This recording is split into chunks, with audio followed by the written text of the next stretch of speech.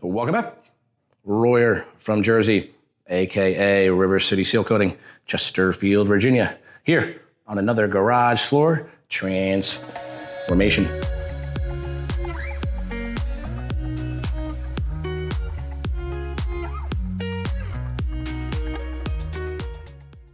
All right, special one today.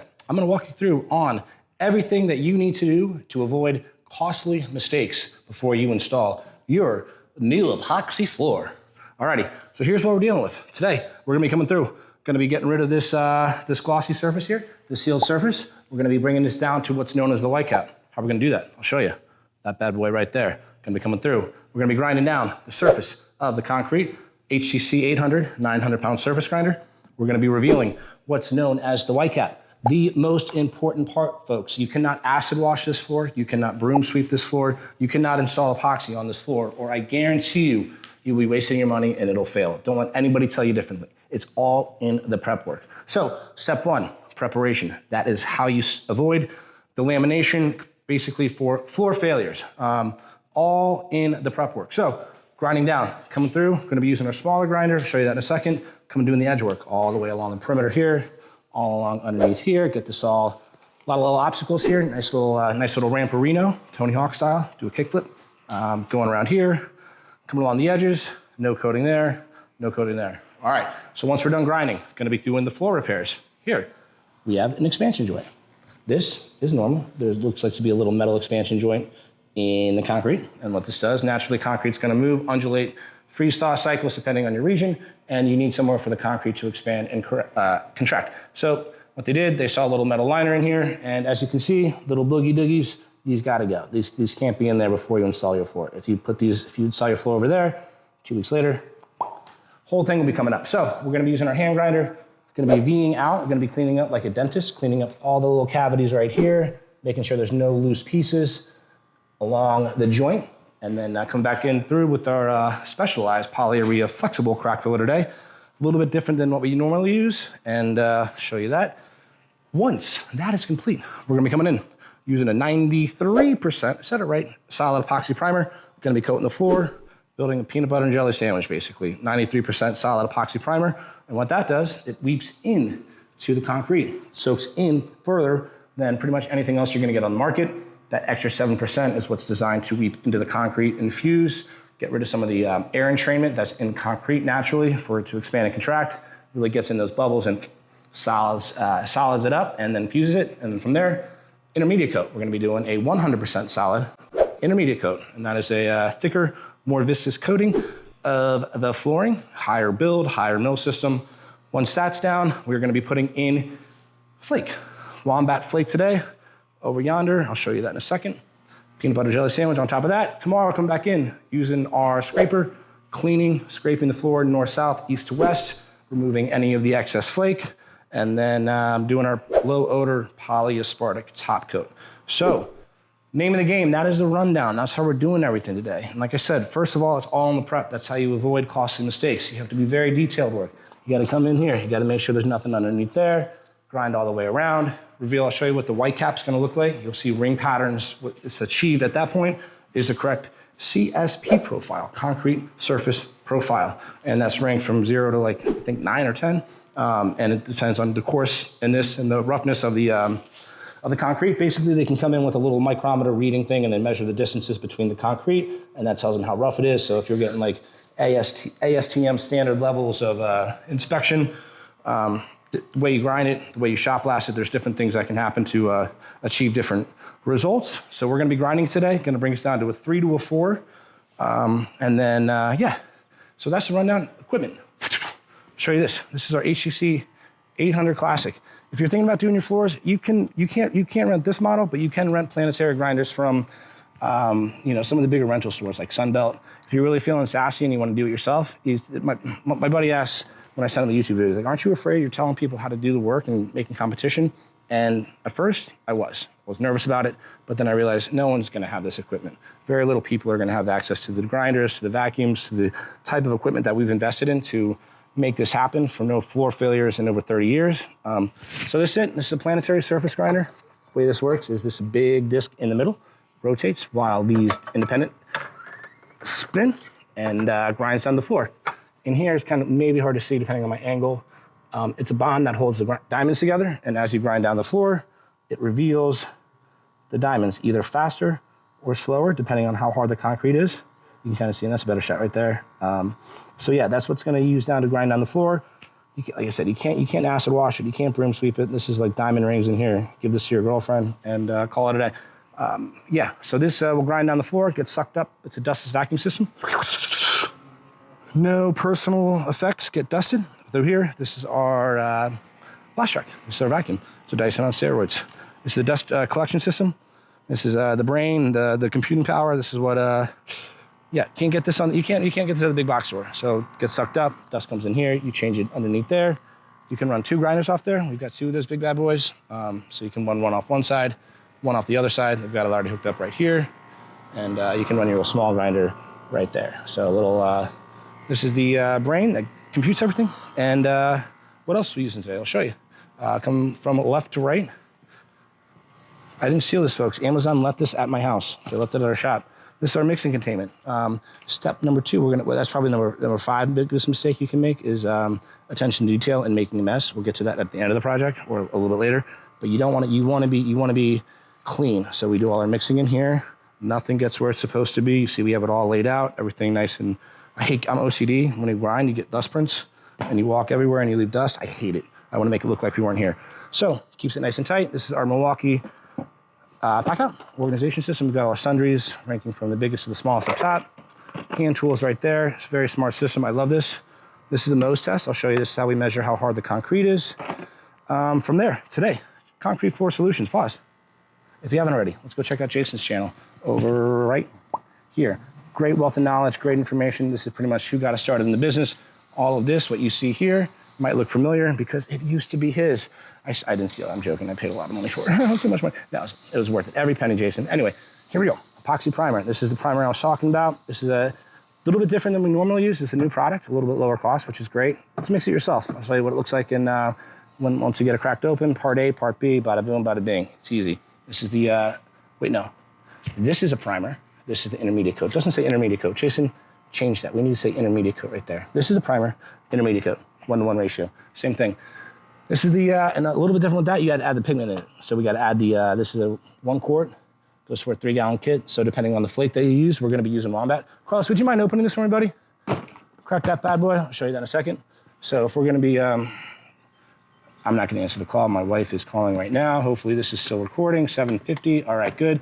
So yeah, we pretty much mix this pigment, depending on the color of the flake, into the epoxy. And as we mix, it changes the color. So this is going to be a gray.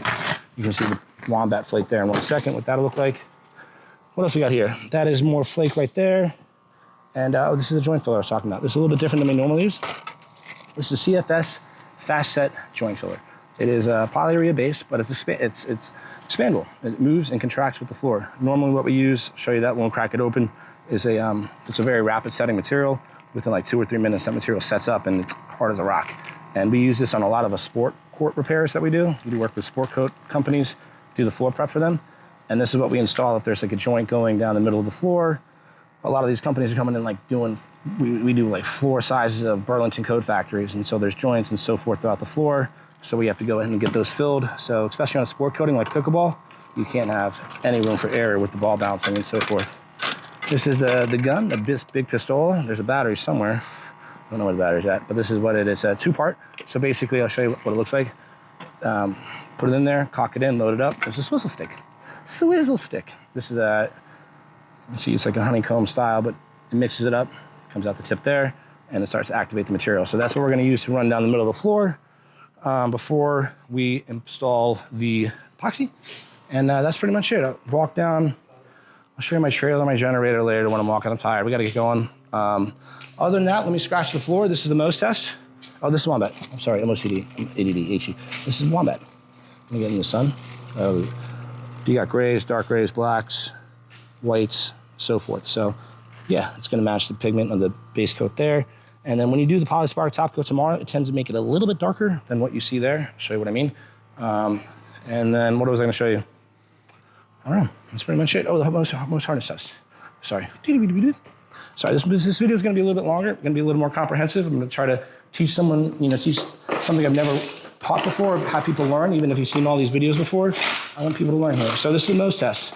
Concrete's ranked from 0 to 10. And these are picks that you use. Every material from like talc all the way up to diamonds, talc being the softest, diamonds being the hardest, is ranked from 1 to 10. And so before you go, and you see the glass tip right there, super soft. Glass is like a 2. You're not gonna scratch much with glass, really. So we determine how hard this is. So before we go and burn through the wrong size diamonds, we're gonna test the floor. So number 2, if you're getting it grinded, you can lose a lot of money really quick if you use the wrong diamonds on the wrong floor. So what I do is come through, I'll scratch it. I usually like to start with a 5, kind of keep it in the middle, neutral. And I'm gonna scratch light pressure out of 45. I'm gonna scratch a little bit harder, but just so you see, it's gonna be like little tally marks. It's already kind of starting to scratch right here. So yeah, you feel a little bite. You might be able to hear it on microphone. It's a 5. So this means it's pretty soft. It kind of makes sense. It's not a little bit older. Yeah, see what a 7. Let me see what 8, 9 looks like. Usually 9 is really super. Yeah, it's that. So yeah, definitely 5. So that means I'm gonna change my diamonds. Right now I have blue diamonds on for medium, and I need light diamonds. I'm gonna go here and I'm gonna change from blue, just 25 grit blues, to 25 grit orange. And you see how the life of the diamond, it used to look, as you wear down, it wears down that bond. So if you use the, say I'm using soft diamonds on a hard floor, I'm gonna shoot through these really quick because it's gonna reveal the bond and it's gonna open up the diamonds and it's gonna burn, within 2-3 minutes, you can burn through a set of $700 diamonds like really quick. So gonna change these, put them on there, scratch the floor, see if I'm liking what I'm seeing, and then make adjustments, course corrections as we go. So from there, that's it. I'm gonna get my tripod set up. Most everybody else knows the gist. George is getting everything else ready. What did I miss? What else did I miss? Top 10 mistakes you can know, 5. It's gonna be preparation, it's gonna be floor repairs, it's gonna be attention to detail, it's going to be, and some other stuff. I'll put them all right there for a cheat sheet. All right, let's get rocking and rolling. Bye.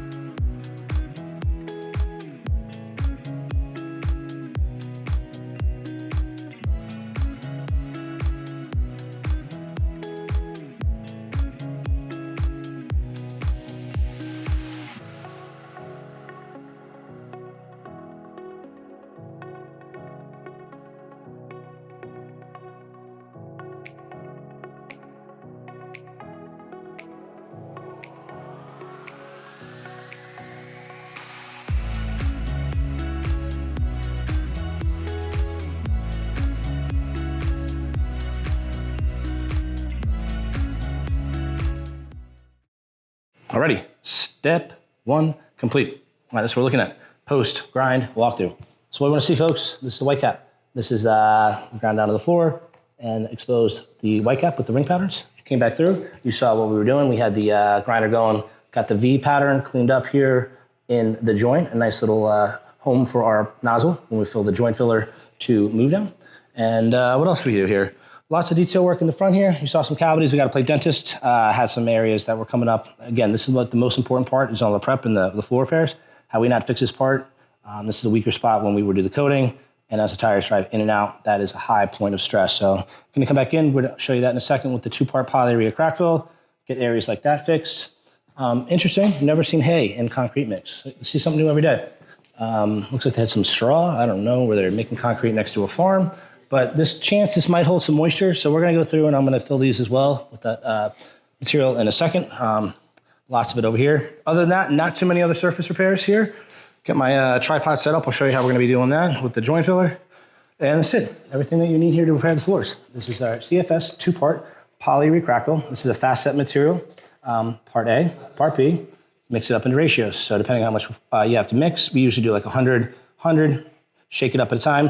And from there, you got maybe, depending on the heat, it's humidity levels, all sorts of different factors, but 2 to 3 minutes at max before you need to get this out and dump it on the floor before it starts to activate and congeal up. So really fast setting material. This is awesome for floor repairs. We're gonna, in that little bevel in the front, we're gonna mix up a little sand. I'll show you, create a paste, and we're able to kind of smooth that area out and grind it. That's how we're gonna fix that area in the front. And this is the joint filler. This is the CFS fast set joint filler. Like I mentioned before, this is just 2-part polyurea crackfill, little pixie stick. As we put the material out, it's gonna kind of come out in a mixed part A, part B, and we're gonna run this swizzle stick down the nozzle of the floor. So that's why it's important. That's why I like to take the time and do a little V pattern. That way it's really easy to smooth, consistent when you run your tip down there. It's really easy to move and smooth. So that's it. This is the battery charging right now, but this is the gun that applies the material. And Carlos, let's get mixing up. The customer came out. Oh, he went over here. We're gonna mix up. I'm gonna have to ask if she had any questions. I interrupted her. So let me see, let me get rolling on that. Alrighty, let's get mixing here. Carlos will get on the repairs and I'll jump on the joint. All right, so let's put 100 in there. Fill it up, easy, simple. Usually let's put a little marker there with the Sharpie, a little bit easier to see. Carlos has done this before. Let's see how accurate he is. And it's pretty much on the button, double dare. That's double dare style. That's good. That's good. That's 100 on the button there. Almost. See, that's why you always have a plaque. Trash it back. Attention to detail. Anything you want to spill, anything you clean, falls right there. No problemo. So he's going to take it to 200. It might be a little bit aggressive. We'll see how much. Again, I'm going to go through. I've never seen hay before in a mix, so this stuff is kind of already popping out like that. So I'm going to go and fill all those spots right here. He's going to shake it up. Put his thing on the top. All right, he's about 2 minutes to get this dropped out on the floor.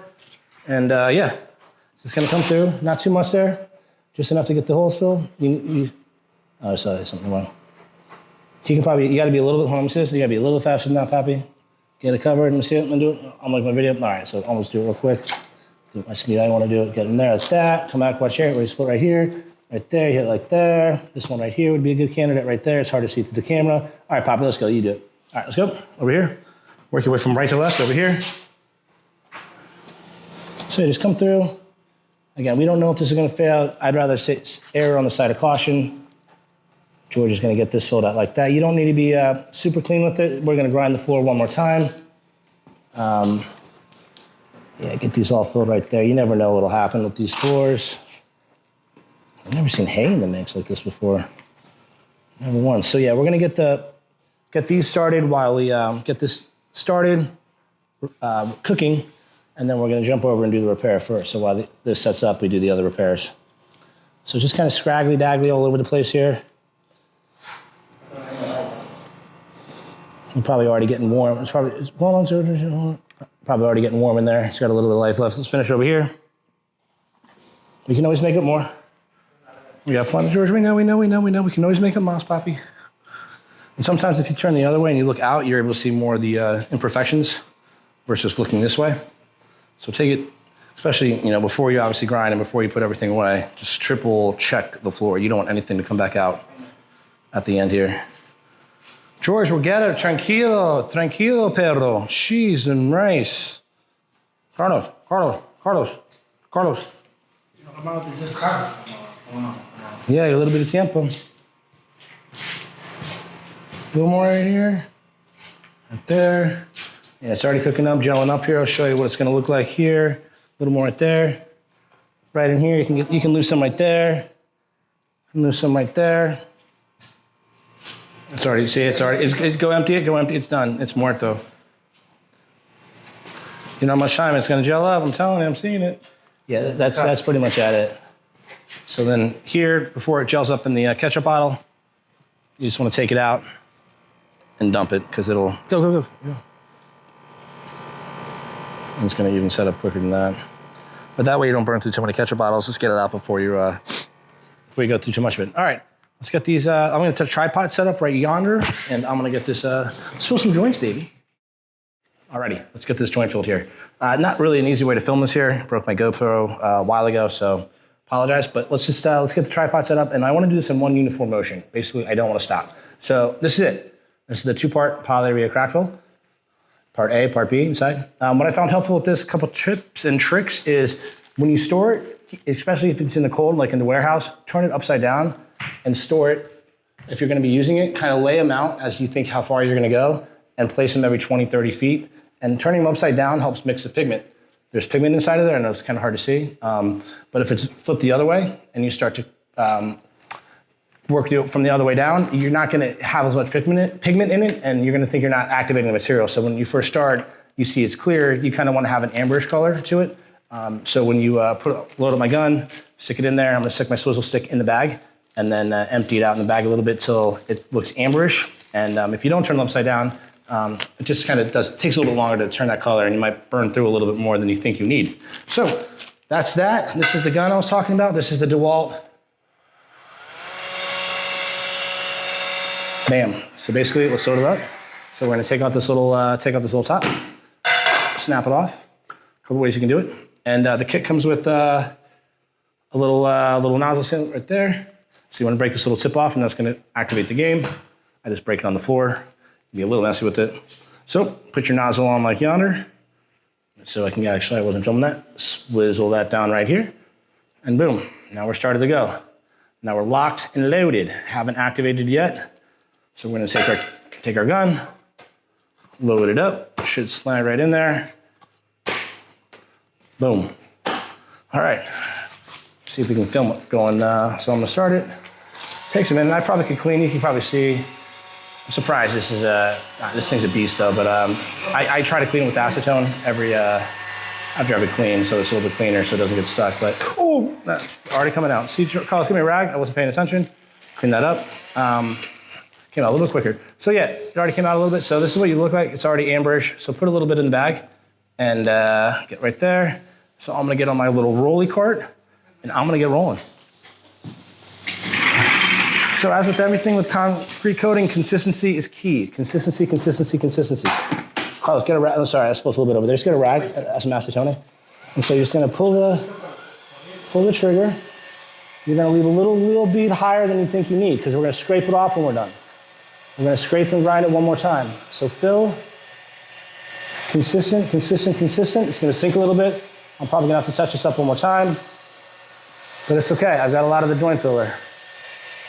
So you just want a consistent speed. That's why it's really important to cut there. If you give yourself that groove, it really makes it easy for you to lay that material down. Cross, I'm gonna need another kit. Let's bring me one more. Yeah, so I think we have a 12 pack in the truck, so I got plenty of joint filler. But this is one. This crack was pretty deep, definitely going down deeper than, sorry, I gotta pay attention here. So it's almost flush. I probably have to go over it one more time. And you wanna get over, if you have to go over it again, go over it sooner rather than later. This stuff will start to set up and it gets really, really icky if you're going over like quasi-dry material. All right, so I almost made it to the end. You can hear it whining. All right, so let's walk back. Kick this out. Carlos, bring me the trash can, please. Oh, come on. Yeah, that's why you gotta clean it. It's hard to get out sometimes. Huh? Oh, it's empty? Yeah, it's empty. I need a stick. No, I'll fucking use this, I don't care.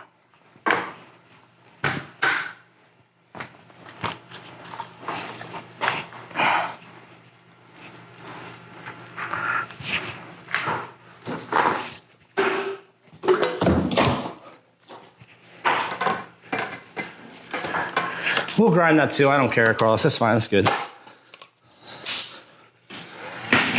All right, let's get a little careful. Watch where your feet go. Ow. Ow, that was so stupid. All right, one more time here. I need a little plastico. I'll put it right here. I don't care. All right, so I'm going to drill out a little bit.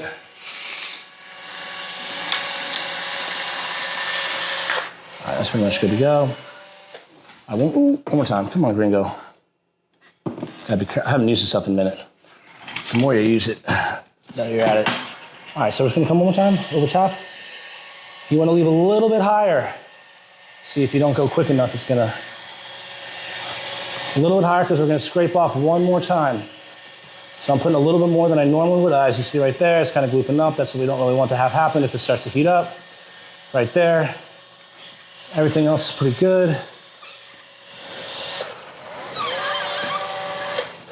Right there, yeah, if you start, this really got heat, wow, this heats up really quick in this heat.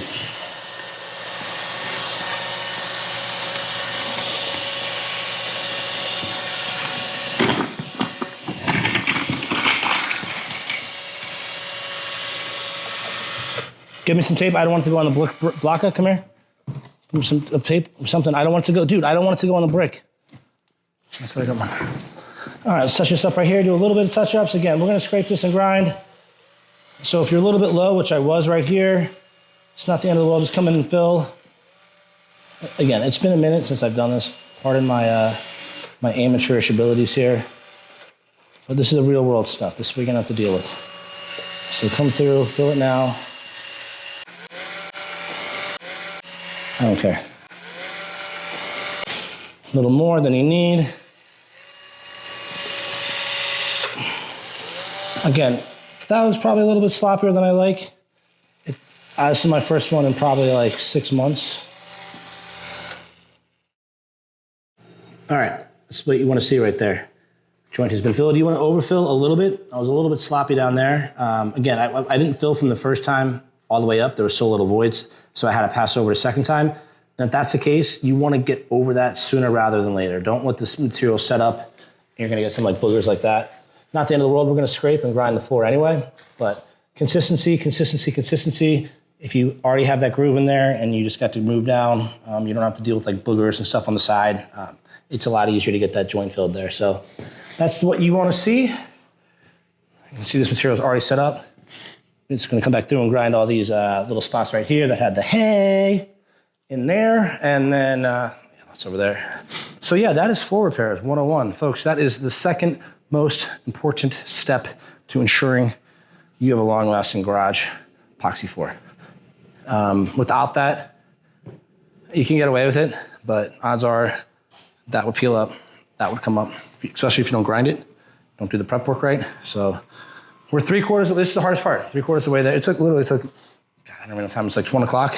Ground this floor down in 37 minutes, and 3-4 hours later, just the prep work. So we treat every garage like it's the same, like it's mine. I'm gonna not cut any corners. You saw the detail work that we did up here. Again, important step in prep, we're gonna grind that down, is we have a nice ingress for our tires to come in. There was a lot of boogers here. I got this all cleaned up, dressed up in the front right there, ground down the surface right there. So as the tires pull in, we have a nice little V, little coating, little bevel for them to hit versus like a 90. This helps the transition. So it's all in the details, little things that you pick up along the way. Hopefully I can teach you now so you don't make the same mistakes that I did when I first started. So that's it, I'm hungry. I'm very hungry, I've got to scrape this. Oh yeah, scraper, I'm gonna show you. Yeah, second most important step. If you get on it sooner rather than later, blade season. Talk about blade season. You need to get a fresh blade on that, I should be all right. If you don't get on it soon enough, this is almost probably ready to go. I can probably start scraping it now, but you want to hit it at a 45 before you grind it, versus scrape it. So I'm gonna hit it at let's just kind of test the theorem. Let's test this theorem here, see if it's still Still too wet. I can kind of, yeah, that's still way too wet. So in like maybe 5 more minutes, let me see if it's ready to touch. Yeah. You want to scrape it when it's kind of like 5 minutes past that. If you wait too long, it's going to be too hard to come up. If you get on it too soon, it's going to be goopy and make a mess. It's the porridge, Goldilocks, and some bears in the woods situation. So yeah, we're going to scrape it. I'll stay here and babysit this while I wait probably 5-10 more minutes. So yeah, that's how we get it. That's how we do it, and then we're going to grind it one more time. All right, it should be ready to go. That's kind of what you want to see here. I could use a sharper blade, but you want to go at a 45 and kind of scrape it away. This is probably like 20 minutes after application. A little heavy right there at the top. Again, my blade could be really changed on this one. You don't want to hit it. You kind of want to use your weight of the body as much as you can. I'm a pretty heavy guy, but yeah, see it's still a little wet right there. I put a little fresco material over there. So yeah, it's still a little wet right there. You don't want to start to take that away. But that's what you're going to see. Get a little closer. That's the material. Nice and flush with the floor. Again, we're going to be putting a primer, intermediate coat, and flake on top of that, so you're not going to see anything. But it's going to remain nice and... see if I get my nail in there. It's so zoomed up. So it's going to be a little malleable. Kind of feel it. So we're going to go through. I'm going to scrape up all that, wait for it to dry a little bit. And you can definitely go over metal, no problem at all. As long as you profile it and you scratch it on top, no problems at all. So that's what you want to see. I had to go back in and I had to backfill a little bit more in some places that I like, so it's still a little softer than I'd like. But I'm gonna wait a little bit longer and I'm gonna go some lunch, but that's the process. That is the key to achieving perfect joint filling. All right, let's go. Alrighty, step 2, complete floor repairs. All done, that's it. We're looking at here. Let's see what I come back in and scratch it one more time with the grinder. So we got the joint filled right there. All these imperfections that were once hay have now been embedded and permanently solidified into the floor. The apron repair, where we're doing the planing dentist earlier, that is dressed up. That's what the polyurea crackfill and the sand looks like. Got that joint filled right there as well in the front. No problemos with expansion, like a rock. And another little booger here that came up when we were grinding. So that is it. Literally the most important step of the process. It's been 4 hours since we've been here.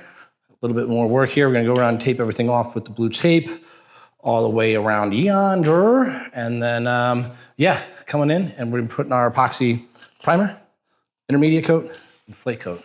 So that is the post grind. All the hard work is done. This is what we've been leading up to, folks. Perfection every single step of the way. You follow these steps, I promise you, you're gonna have a floor that lasts the ages.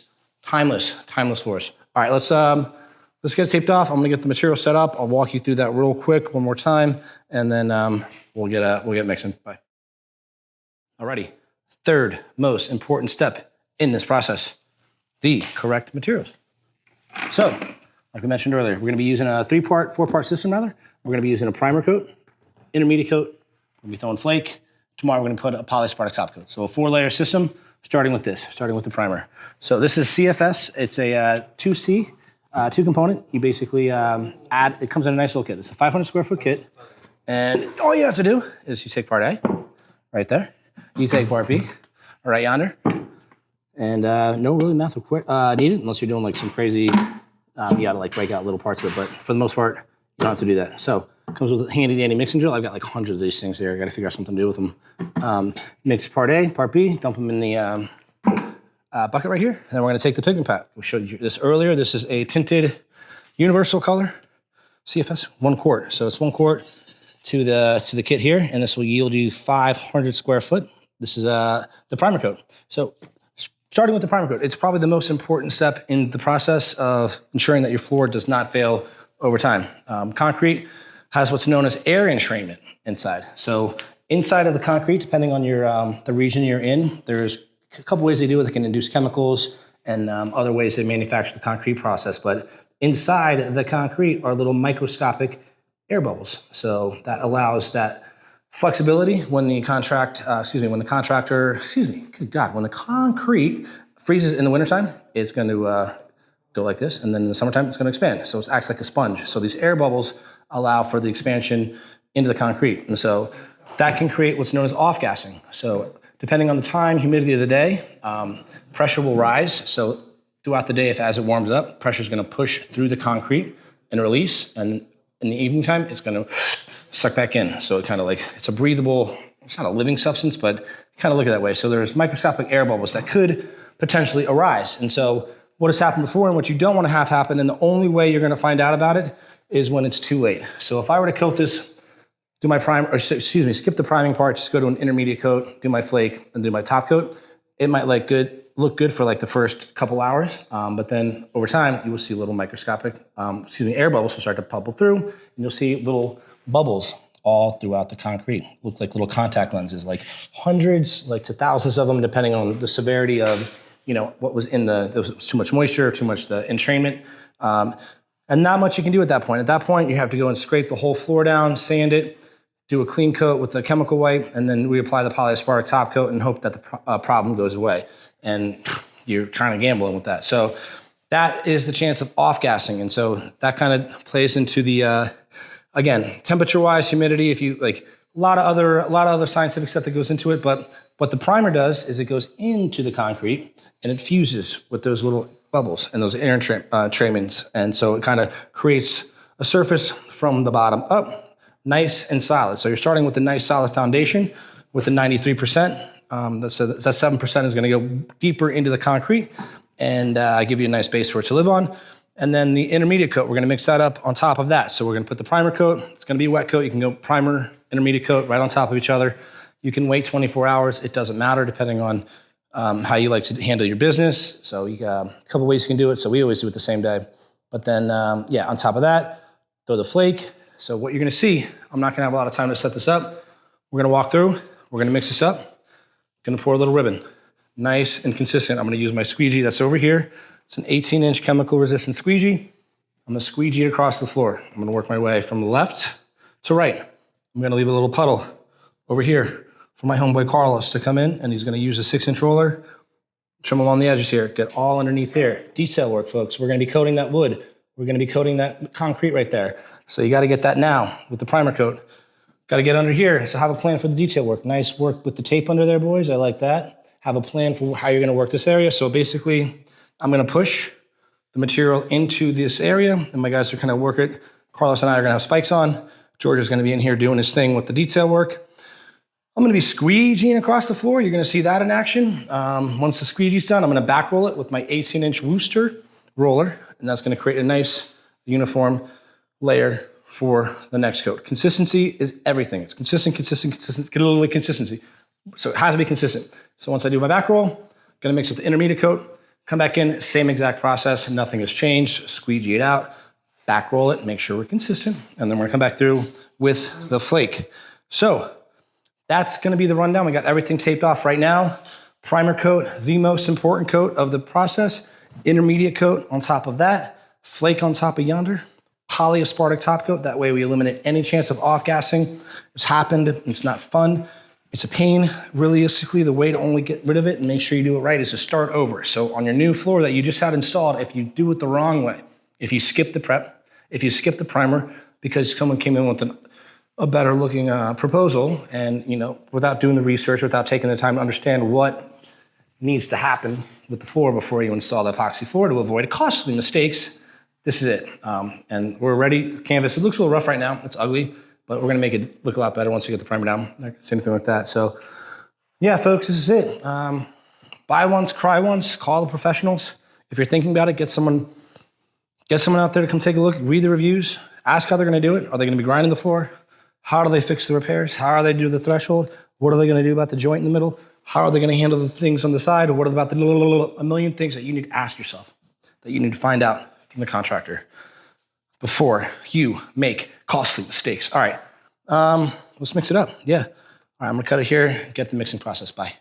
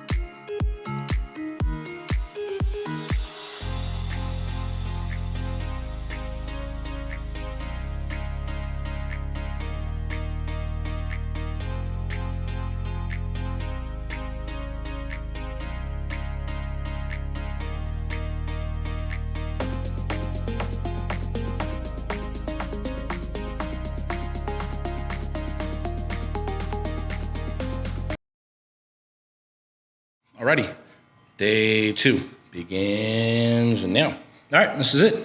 Results of yesterday. Yesterday, a lot of work. Came in, ground the floor down, did the joint repair, some spall repair, got everything primed, intermediate coat, and we threw in the flake here. So lots of flake thrown down here. We're gonna scrape everything here, north to south, east to west. I kind of give you a rundown of how things are going to look.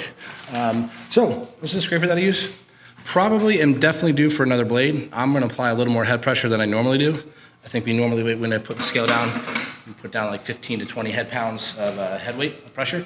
Might do a little bit heavier depending on how I see the floor coming up. So basically I'm just gonna scrape over the floor, clean up the excess. I'm gonna do one push, heavy push up to the front. Get my guy, he's gonna come up, pick up the excess. Then I'm gonna go north to south, probably once or twice, and then east to west. And make sure it's consistency. This is where you can kind of screw up the floor. If you do tiger stripes, if you kind of start doing different patterns, if you go this way, then this way, you don't wanna zigzag all over the floor. You wanna be nice and consistent, as with anything. So I got a lot to do today. I'm not gonna dilly-dally too much longer because I got a big job to go do after this. So let's get the tripod set up and watch it in action. All right, gonna get started here right as we speak. Okay, so you gotta scrape first. I appreciate that, we try.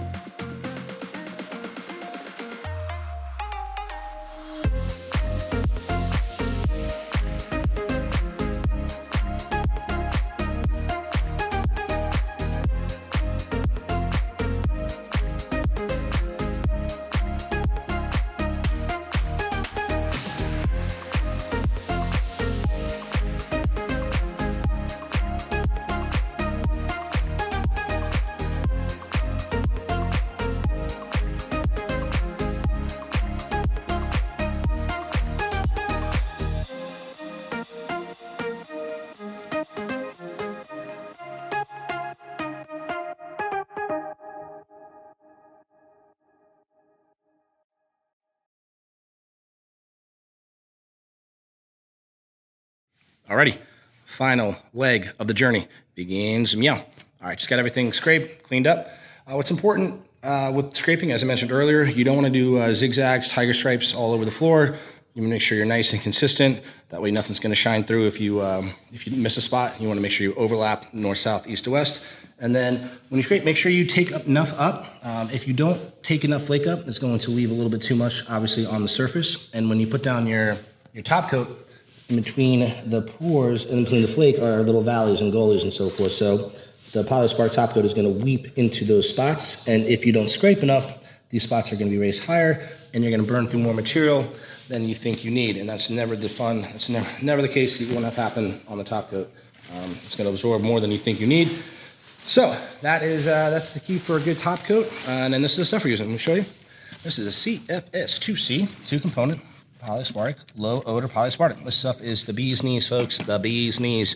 It's a lot of long working time, low odor. Usually we use the 1C single component. Has a little bit more of an odoriferous smell and not as long as a working time. So basically it's 2-part A, B concoction. You got your clear coat and then your hardener. So the minute you activate these two, hardener is your catalyst, so it's gonna speed up the process. So we're gonna get this mixing in a 5-gallon bucket. Probably empty out that flake right there. Guys, let's empty out this flake. I need to put that for the material. So I'm probably gonna mix up 2 of these at the same time. This is a 250 square foot kit. This is, so we got 500 square feet for this garage right here. I'm not sure off the top of my head how much it is. It's less than 500. So mix it up, both of the material, and gonna get into the bucket. It's good practice to get the material out of the bucket sooner than you need. If you start to leave it in the bucket, the volume and the density of the volume stuff of the bucket. Science, you know, science, it starts to activate the material and cook it a lot quicker. So it's gonna cook faster in the bucket. A lot of working time on this one will be fine. You can definitely leave it in the bucket a little bit longer, but it's always just good practice to put it in the bucket, mix it, get it out on the floor. You know, you don't want to do anything like this when you're done with when your bucket. Never leave the bucket like that on the floor like that. That's going to leave uncured material on the floor, and you're never going to. It's never going to dry. So, other than that, what am I missing? What am I missing? Going to mix it up and then drop it on the floor. Do it in ribbons, all the way around, just similar like I did the top coat yesterday, the primer and the intermediate coat. Squeegee, then back roll. Super important that you squeegee nice and well. You don't want to leave any blotchy spots. You kind of see them at the end, or if you look the other way, I'll show you what it looks like. I'm hopefully not going to leave any, but you want to be super consistent with your squeegeeing all across the floor, and then your back roll. Polyaspartic, you can overwork it a little bit when you start to back roll it. That's really when it starts to activate, as oxygen gets in there and you back roll it back and forth. So you don't want to do it more than like 2 to 3 times. This material tends to leave a faint little white line. Totally normal. I was super scared when I started. I was like, is this going to cure? Is this going to... It's a little bit different looking than the other material that I use. It evaporates at what you see on the floor. It's 100% pretty much solid material, so kind of WYSIWYG. What you see is what you get versus the other 1C material, which is going to evaporate like 3%, so it's going to suck up a little bit. But white lines, sort of totally normal. They're going to fade as long as it's not too much buildup on the side. And then last but not least, before we do it, we throw in aluminum oxide, folks, aluminum oxide. Going back to the Mohs hardness test yesterday, this is a 9 of 10, right below diamonds of the hardness. So we'll go through, and I'll show you. We're just going to take a little bit pinch like this, and we're going to broadcast on the floor. Take that, and we're just going to, I don't know if you saw it, like that. So I'm going to go through the floor. You're going to see me kind of pepper in. You don't need to use super heavy. This is going to help for traction. It's going to add a little bit of more protection as well. Resiliency, durability, so forth. And then you can go a little bit heavier where you have ingresses. If you have like, you know, walking up the stairs and so forth, you can go a little bit heavier with it. So that's what we use. That's it. That is the process. Get this material mixed up. What else am I missing with the, that's it. Easy peasy. Easy peasy. Oh, yeah, yesterday, I'm telling you, when I said left it in the bucket, I was finishing, I started to smell something like chemically. I'm like, what is that smell? It smells so sweet. And I was like, that smell, I've never smelled that smell before. I thought maybe it was cooking something. But I look over in the bucket, and the epoxy that we had left in, going back how hot the stuff gets, it was steaming, and it was starting to weep through. It started to literally melt a hole in the bucket right there. And I was able to catch it in time. I finally saw, I was like, oh, that's the smell. It's a chemical cooking in front of the driveway. So had we not had this little mixing thing right here, it was literally, it went through the bucket, we caught it in time. I pretty much just picked up the whole bag and apparatus like this and covered it, and we ran into the trailer. So crisis averted. Literally, this would have been all over the driveway. So when you put the epoxy, when you mix the epoxy, put this somewhere. It's a nuclear. You need to put this somewhere up out of the way. It's going to burn through. It'll melt the plastic. It gets super hot. Don't want to have any accidents. It would have been a nightmare. Absolutely, have all these neighbors that I want to get. Really, the big old stain. There's nothing you can do about that. We'll turn the pavers over, flip them over, power wash it. No, it's going to look so bad. Save the day. Thanks, Bezos. All right, let's go.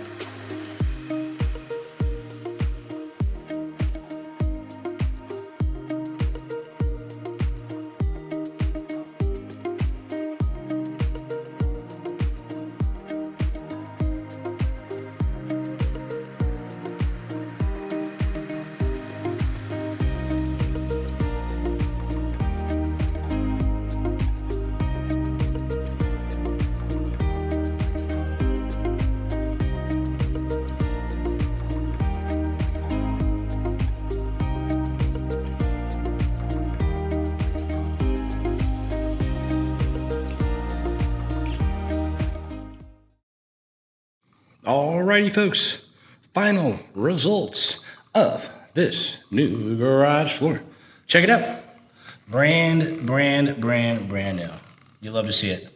Lots of work here. These little ones, I'm telling you, always the most. All right, so this is it. Final results. In case you missed it and you skipped to the end, shame on you. You better like, you better subscribe, my friend. We came through yesterday. We ground down the floor, moved that sheen, that nice finish that they had going on there, got it down to the white cap. Once we were down to the white cap, we came back through. We had some hay repairs to fix. No, there's some hay in the concrete over here that we used with our Concrete Floor Solutions 2-part polyurea crackfill. Where's the joint? Who's got the joint? I don't know. It's not here. Where'd it go? I don't know. It's gone, baby. We filled this joint with the 2-part. Had to come in. Actually, we had to hone it first, get it nice and clean. Used our grinder to pretty much clean out both sides, create a V pattern for our nozzle to come in and fit perfectly and hide any imperfections. And boy, did it work. Yeah, so we put an expandable, malleable. It's going to be, it's a flexible joint filler. We use it for sport coatings. We use it for larger joints that are expansion joints that are meant to expand and contract in the concrete. So this one turned out beautiful. Probably my, I'd say top 2 joint repairs here. So once that was done, we came back in. We used a 93% solid epoxy primer. Got the, look at that sheen. Oh, she's a beauty. I'm gonna go put my mirror on the wall. That's me. 93% solid epoxy primer. Gets in there, helps with the air entrainment, locks the fuses everything in from the bottom up. Put a primer, intermediate coat. We threw Wombat, Australian flake into this one, Wombat flake. Came back in today, did our scraping, did our cleanup, did our top coat. So this is it, the final results. You love to see it. She is super happy with it. Hopefully they like it, and they like it, and everybody likes it. We already did one over there, so cracking down the hood here. So this is it. Costly mistakes that you want to avoid. You want to avoid incorrect preparation. You want to avoid doing floor repairs the incorrect way. You want to avoid not using the right material, and you want to avoid attention to detail. Well, you don't avoid it. Keep keen attention to detail. Avoided the disaster yesterday with our bucket melting through the kit. Nice and clean all the way here. I don't know if you saw everything yesterday, but this is pretty messed up. We did some bull nose repairs right here.